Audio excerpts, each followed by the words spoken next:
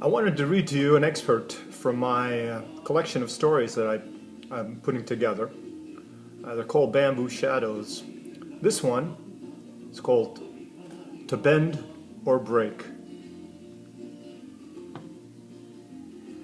My brother was dying.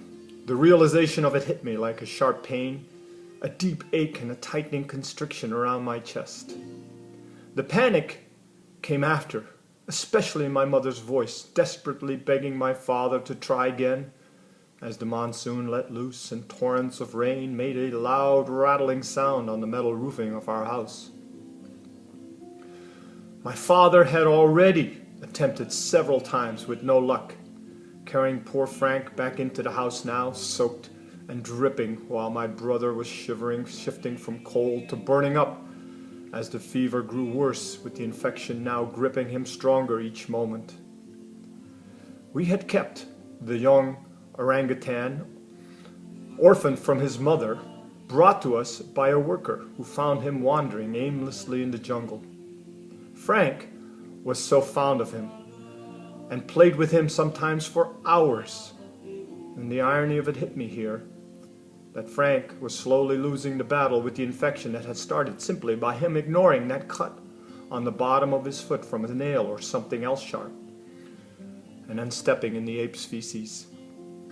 He had never mentioned anything until the pain came in throbbing bursts and the faint red line started inching its way up his leg. For almost 5 days now the rains kept coming, sometimes as the soft, fine, muggy sprinkles, to the heavy downpour, sounding like the heavens were dumping tiny marbles on the tin roof. After several attempts at navigating the only dirt road now turned into a quicksand-like mud up to 3 feet deep with the monsoon, and barely making it back, my father's desperation grew. He had already abandoned one of his vehicles, left stranded in the mud. Only the proper placing of planks saved his own Jeep from the same fate. And so they returned, frantically removing Frank's clothing to strip off any leeches attached to his frail, shaking little body.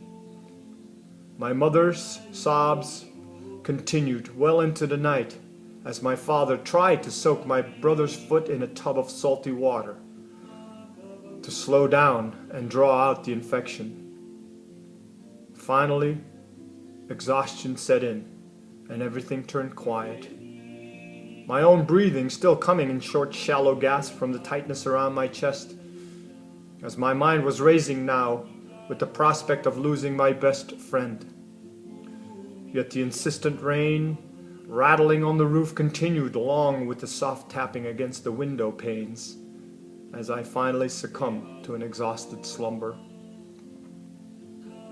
I awoke suddenly with a gasp from the tugging at my arm, the bright sunshine sweeping the room as rays were reflected off the water droplets on the windows in a splendor of tiny rainbows on the stark white walls. My older brother Walt was shaking me, his eyes red and tearful, and as he saw me awaken started pounding his fist into the bed, sobbing. I knew then Frank had passed away. He was just over 10 years old, and I was 1 month past my 5th birthday. How ironic that Frank, who was named after Franklin Delano Roosevelt, and had survived the Japanese occupation and prison camps with Walter, should perish in this way. Thank you.